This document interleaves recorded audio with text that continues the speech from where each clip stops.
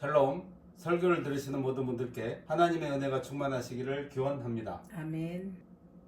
두 번째 성경 통독 프로젝트 10편입니다. 성경 통독을 돕기 위한 프로젝트 설교이니 설교를 들으시고 성경을 통독하는 은혜가 있기를 기대합니다. 아멘. 목차를 보겠습니다. 구성은 전과 같습니다. 화면을 참고하시기 바랍니다. 성경의 파노라마, 성경 개관과 성경 66권 분류도 화면을 참고하시기 바랍니다. 시가서는 욥기, 시편, 잠언, 전도서, 아가서로 5권인데 시편은 시가서의 두 번째 성경입니다. 시편 관련 주요 연대표를 보겠습니다. BC 2091년 아브라함이 가나안 땅으로 이주합니다. BC 1446년 출애굽 사건이 있었고 BC 1406년 가나안 땅에 입성합니다.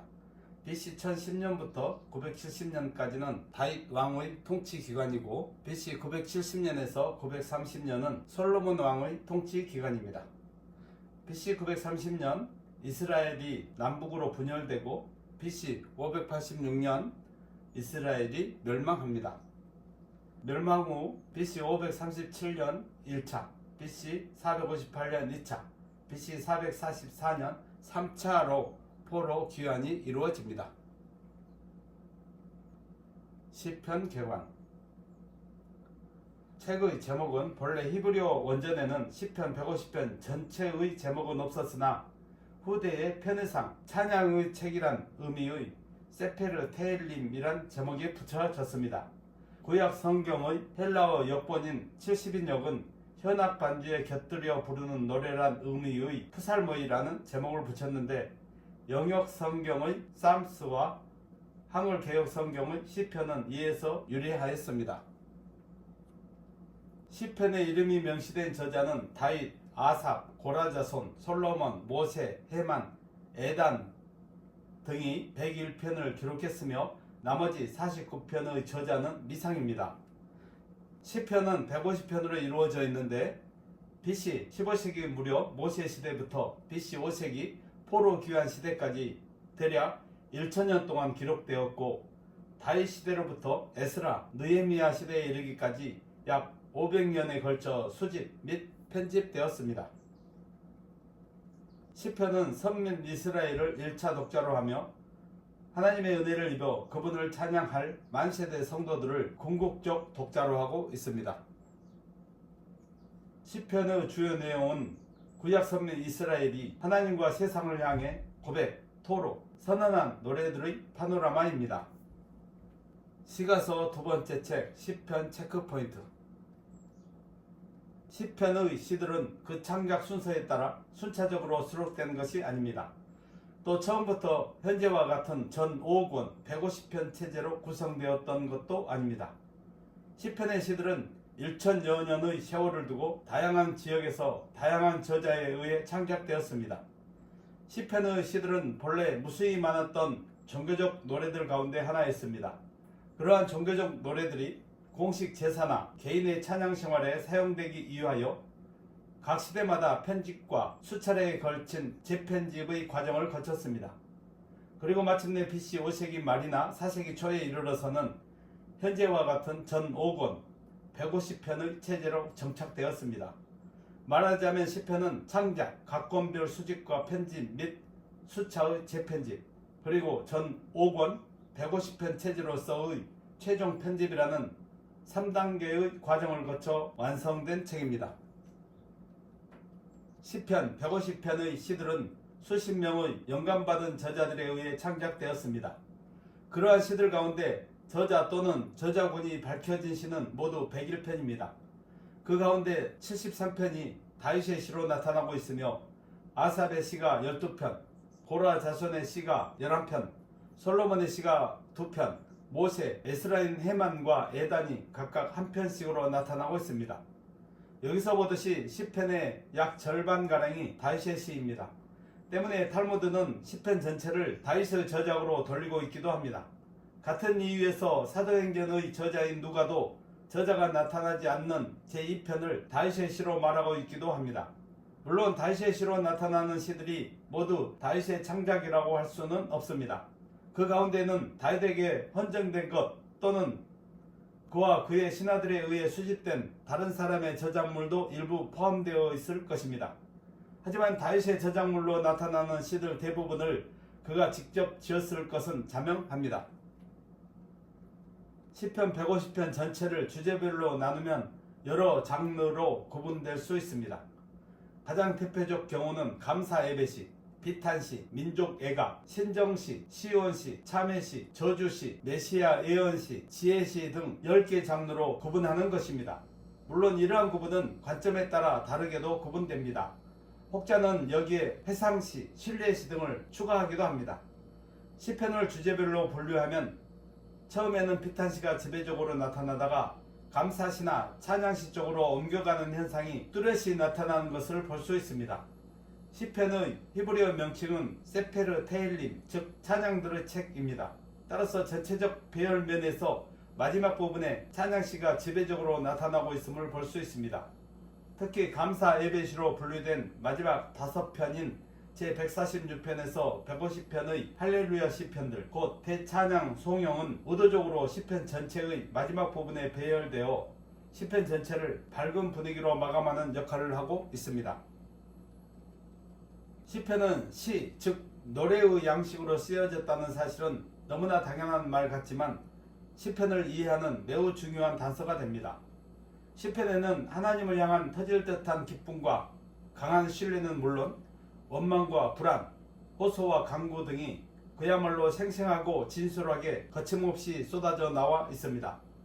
시편은 하나님과 구약시대 이스라엘 사람들과의 교제의 모든 측면이 망라되어 있는 신앙 고백서이며 이스라엘 선민이 하나님과 세상을 향해 고백, 토로, 선언한 노래들을 모은 책입니다. 시편의 시들은 필연적으로 여호와 신앙을 전제한 선민의 삶의 체험에서 우러나온 노래라는 점에서 세속 문학의 시들과 구별되는 공통된 특징을 갖고 있는 이스라엘 선민 역사 1000년이 녹아있는 구속사의 대화입니다. 시편 내용 분해. 시편 전 5권은 거시적 관점에서 볼 때 제1에서 3권과 제4에서 5권으로 분류할 수 있습니다. 그리고 제1편을 시편 150편 전체의 서론으로 본다면 제2편은 제1에서 3권, 곧 제3편에서 89편의 서론으로 볼 수 있습니다. 그리고 제90편은 제4, 5권의 서론으로 볼 수 있습니다. 그런데 이미 앞에서 밝힌 바 있듯이 시편 각 권의 마지막은 송영으로 끝을 맺고 있습니다. 또한 제5권의 마지막 5편의 시들은 그 전문이 하나의 송영으로 되어 있습니다. 즉 5편의 송영이 전 5권의 시편을 오중으로 마감하는 형식을 취하고 있습니다. 제1권 1편에서 41편은 거의 모든 시들이 다윗의 시로서 다윗의 생애에 있었던 중요한 사건들과 연관된 시들이 많습니다. 그런데 제1권은 엄밀하게 말하면 제3편으로 시작하여 제41편으로 마칩니다. 제1편은 흔히 토라 시편으로 불리는데 시편 150편 전체의 서론입니다. 그리고 제2편은 제왕시 또는 메시아 예언시로 알려졌는데 시편의 전반부인 제1권에서 3권 곧 제3편에서 89편의 서론으로 주어졌습니다. 그리고 제1편과 제2편은 서론적 시로 구분되지만 그 내용에서는 제1권의 다른 시들과 밀접한 연관이 있습니다. 제2권 42편에서 72편은 소위 엘로힘 시편으로 알려진 시편의 일부로 구성되었습니다. 제2권은 주로 고라 자손의 시와 다윗의 시로 구성되어 있으며 아삽과 솔로몬의 시가 각각 한 편과 저자가 밝혀지지 않은 세 편이 포함되어 있습니다. 제2권에 소개된 다윗의 시 역시 제1권에서와 마찬가지로 대부분이 그의 개인적 생애와 관련이 있습니다. 그중 제52, 54, 56, 57, 59편은 사울 왕의 추격을 받은 것과 관련이 있고 제51편은 밧세바 간음 사건과 제60편은 왕이 된 후에 요단 동편에서 승리를 거둔 것과 제63편은 압살롬의 반역 사건과 관련이 있습니다. 제3권 73편에서 89편은 엘로힘 시편의 나머지 부분과 여호와 시편 부록으로 구성되어 있습니다. 여기서 제3권에 여호와 시편이 더해진 것은 아마도 시편의 전반부인 제1권부터 3권에서 신명을 사용함에 있어서 하나의 교차 대구법을 적용하기 위함인 듯합니다. 즉 여호와 시편 A, 엘로힘 시편 B, 엘로힘 시편 B 다시 여호와 시편 A 다시의 구도를 만들기 위함인 듯합니다. 제3권에서 엘로힘 시편은 전부 아삽의 시이며 여호와 시편은 제86편을 제외하고는 전부 고라 자손의 시입니다. 제89편은 에단의 시로 나오지만 에단 역시 고라 자손에 속합니다. 결국 제1권부터 3권까지 고라 자손의 시는 두 군집이 나옵니다. 제4권 90편에서 106편은 엘로힘이라는 신명이 단 한 번도 사용되지 않은 순수한 여호와 시편입니다. 사실 제4, 5권에서 엘로힘이라는 신명이 사용된 것은 오직 제108편 뿐으로 시편의 후반부는 전체적으로 순수한 여호와 시편으로 분류됩니다. 특별히 제4권부터는 어떤 특정한 사람이나 가문과 연계된 시들은 나타나지 않고 오직 주제에 따라 구성되었습니다. 그 가운데서 제93편에서 99편은 여호와가 세상의 왕이며 심판자이신 것을 노래합니다. 그러한 점에서 이 부분은 여호와 주기시 또는 여호와 통치시로 불리기도 합니다. 그리고 제104편에서 106편은 모든 시들이 할렐루야로 시작되거나 마무리되는 첫 할렐루야 시편입니다. 제5권 107편에서 150편은 몇 편의 다윗의 시와 두 번째 할렐루야 시편, 그리고 성전에 올라가는 노래, 세 번째 할렐루야 시편, 그리고 군집을 이루고 있지 않은 몇 편의 개별 시들을 포함하고 있습니다. 이 가운데 두 번째 할렐루야 시편은 유대 전승에서 애굽 할렐시로 분류되는데 아마도 6월절 축제와 관련이 있는 것으로 보입니다. 그리고 성전에 올라가는 노래는 아마도 성전을 순례하는 절기 중에 순례자들이 여호와의 산으로 올라가면서 부른 것으로 여겨지고 있습니다. 또 세 번째 할렐루야 시편은 그 시작과 마지막이 모두 할렐루야로 되어 있어서 수미상관의 형식을 취하고 있습니다. 징검다리 설교. 제목: 하나님의 구원을 호소하는 시. 본문 시편 54편 1절로 7절. 같이 읽어보겠습니다. 하나님이여, 주의 이름으로 나를 구원하시고 주의 힘으로 나를 변호하소서. 하나님이여, 내 기도를 들으시며 내 입의 말에 귀를 기울이소서. 낯선 자들이 일어나 나를 치고 포악한 자들이 나의 생명을 수색하며 하나님을 자기 앞에 두지 아니하였음이니이다. 하나님은 나를 돕는 이시며 주께서는 내 생명을 붙들어 주시는 이시니이다. 주께서는 내 원수에게 악으로 갚으시리니 주의 성실하심으로 그들을 멸하소서. 내가 낙헌제로 주께 제사하리이다. 여호와여, 주의 이름에 감사하오리니 주의 이름이 선하심이니이다. 참으로 주께서는 모든 환난에서 나를 건지시고 내 원수가 보응받는 것을 내 눈이 똑똑히 보게 하셨나이다. 아멘.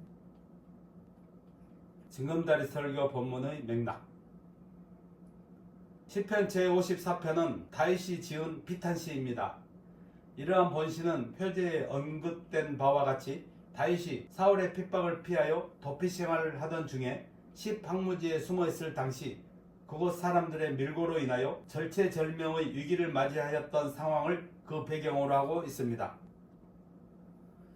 시편에는 다윗이 사울의 핍박을 피하여 도피 생활하던 중에 지은 비탄시가 약 10여 편 수록되어 있습니다. 그 가운데 내용적으로 볼 때 본시와 가장 유사한 시는 제35편입니다.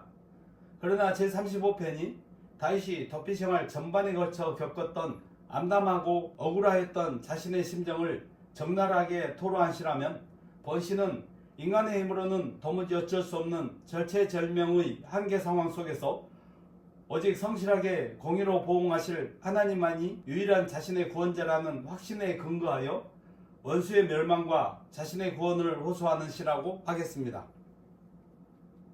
본시의 내용을 구체적으로 상실하여 보면 1절로 3절은 다윗이 급박한 위기 상황을 하나님께 아뢰며 구원을 호소하는 내용입니다. 이어 4, 5절은 쫓기는 중에도 하나님을 의지하는 자신의 신앙을 고백하며 원수들에 대하여 공의로 보응하실 것을 간구하는 내용입니다. 끝으로 6, 7절은 선취적 신앙에 입각하여 구원을 확신하며 낙헌죄로 감사할 것임을 서원하는 내용입니다. 설교 본문의 포인트 및 적용. 1절을 보면 다윗은 주의 힘으로 자기를 판단해 달라고 기도하고 있습니다.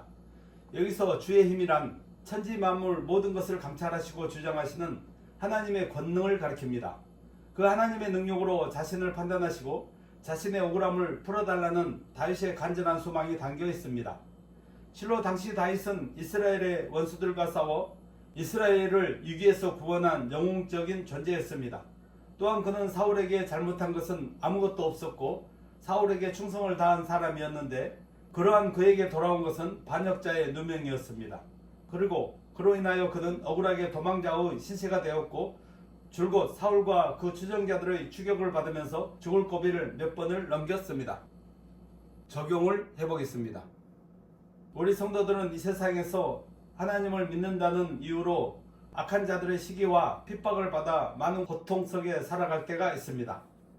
또 악한 일에 가담하지 않는다는 이유로 많은 불이익을 받기도 하고 애매하게 비난과 멸시를 받는 일도 허다합니다. 심지어는 생명의 위협을 받는 일도 있습니다. 하지만 성도 여러분, 하나님은 모든 것을 다 아실 뿐만 아니라 공의로우신 분입니다.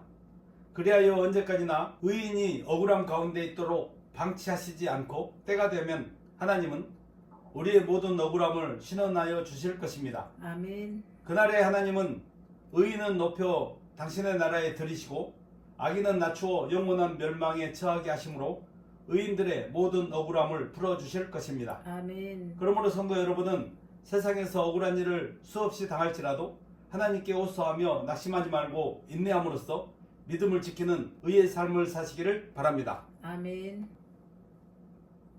2절을 보면 다윗은 하나님이여 내 기도를 들으시고 내 입의 말에 귀를 기울이소서라고 간구하고 있습니다. 이는 사실상 1절의 반복입니다. 말은 다르지만 그 말하고자 하는 바는 같습니다.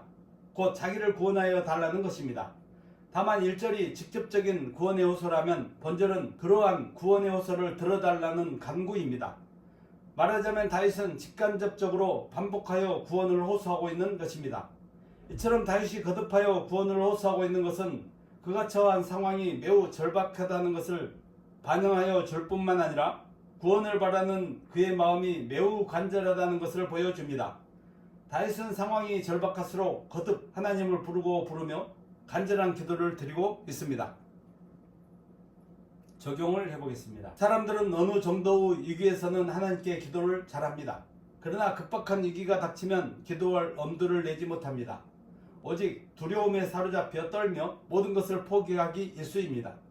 하지만 우리는 급박할 때일수록 더욱 간절하게 하나님께 부르짖어야 합니다. 아멘. 하나님은 성도가 간곡하게 부르짖고 또 부르짖으면 반드시 응답하십니다. 아멘. 하나님은 성도의 강청의 기도를 외면하시지 못하시는 자비의 아버지이십니다. 아멘. 그러므로 성도는 기도할 때 간곡하게 하나님의 응답이 있기까지 계속 부르짖어야 합니다. 아멘. 하나님은 그러한 성도의 기도를 기뻐하시고 응답하십니다. 아멘. 강청의 기도일수록 역사하는 힘이 크다는 사실을 기억하고 상황이 급박할수록 더더욱 강청의 기도를 드릴 수 있기를 바랍니다. 아멘. 3절을 보면 다윗은 외인이 일어나 나를 치며 강포한 자가 내 생명을 수색하며 하나님을 자기 앞에 두지 아니하였음이니이다 라고 말하고 있습니다. 여기서 외인이나 강포한 자는 다윗을 치고 넘어뜨리려는 사울과 그의 추종자들을 말합니다. 특별히 외인이라는 말은 이방인을 나타내는 말인데 다윗이처럼 사울과 그의 추종자들을 이방인으로 묘사하고 있는 것은 그들이 하나님과 무관한 자들이 되었기 때문입니다. 다윗은 사울과 그의 군대가 자기 생명을 수색하고 있는 모든 시도가 하나님을 자기 앞에 두지 아니한 용고라고 말하고 있습니다. 사울이 이방인처럼 일어나 강포한 자가 되어 다윗의 생명을 취하려고 힘썼던 모든 행동은 그가 하나님의 뜻을 따라 살지 않았기 때문이었습니다. 적용을 해보겠습니다. 사울은 목적을 성취하고자 누구보다 열심히였고 최선을 다했던 인물이었습니다.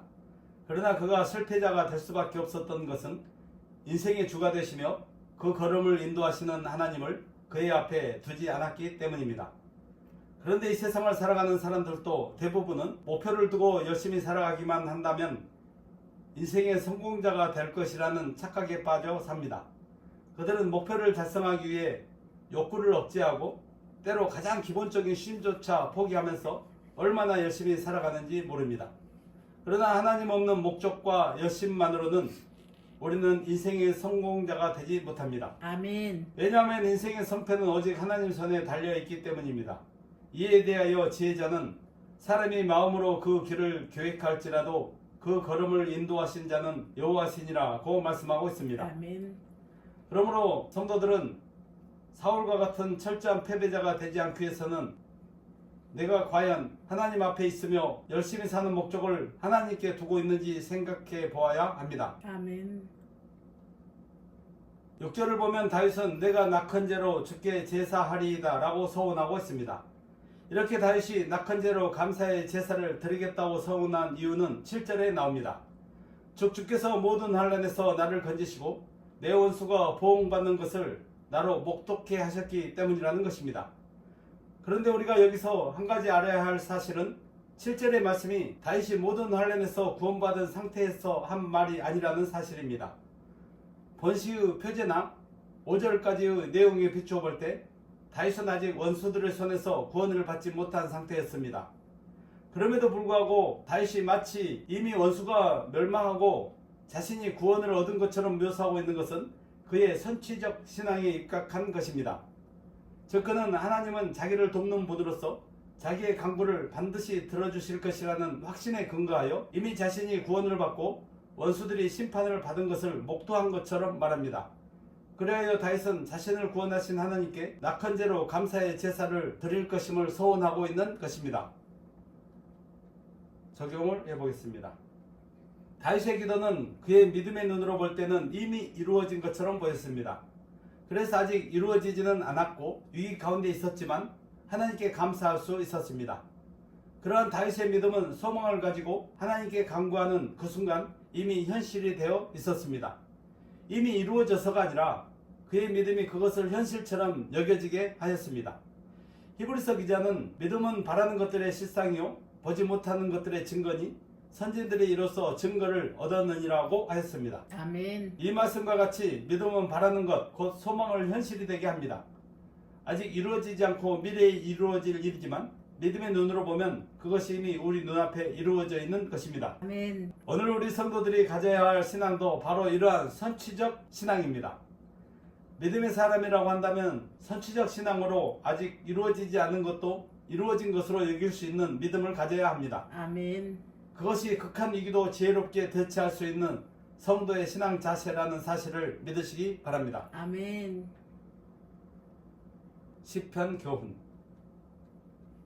시편은 모두 그 저작 배경이나 동기, 저자, 시대 등이 각기 다른 독립적인 150편의 시들의 모음집입니다. 따라서 시편은 처음부터 끝까지 그 내용 전개와 구성면에서 전체가 연속성을 유지하면서 한 권의 책을 구성하고 있는 성경의 여타의 책들과는 구분이 됩니다. 그리고 그러한 이유로 시편은 그 전하는 메시지에 있어서도 다양할 수밖에 없습니다.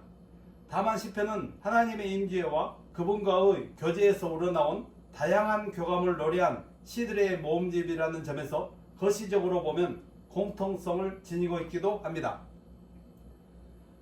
그러한 공통성에 근거하여 시편의 핵심 메시지들을 제시하여 보면 다음과 같습니다.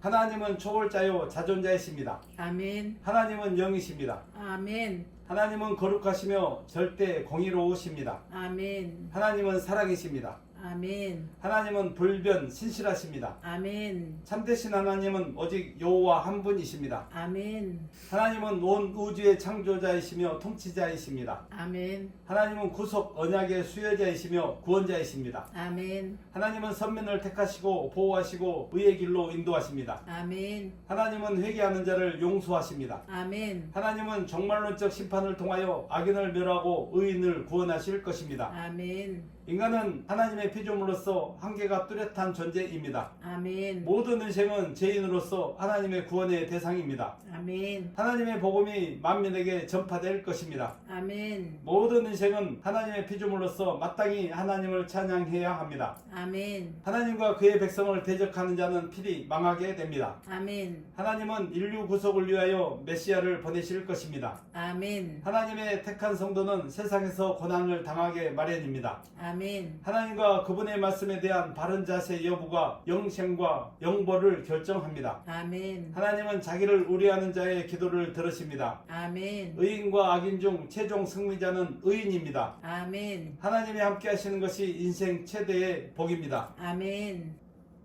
에필로그 시편의 시들은 전부 각 저자가 각기 자신이 처한 삶의 현장에서 여호와 하나님과의 관계를 통해 체험한 다양한 신앙의 교감을 노래한 시입니다. 시편 분량은 150장 105쪽 정도로 4시간 정도면 한번 읽을 수 있습니다. 그러나 빠르게 읽기보다는 시라는 개념을 가지고 한 편 한 편을 깊이 묵상하면서 시인의 마음을 느끼며 읽기를 권장합니다. 말씀을 정리하고 마치겠습니다. 시편 전체의 소론에 속하는 제1편은 의인과 악인을 대조시키며 악인의 길을 멀리하고 말씀을 묵상하며 의인의 길을 걷는 사람이 복 있는 사람이라고 했습니다. 아멘.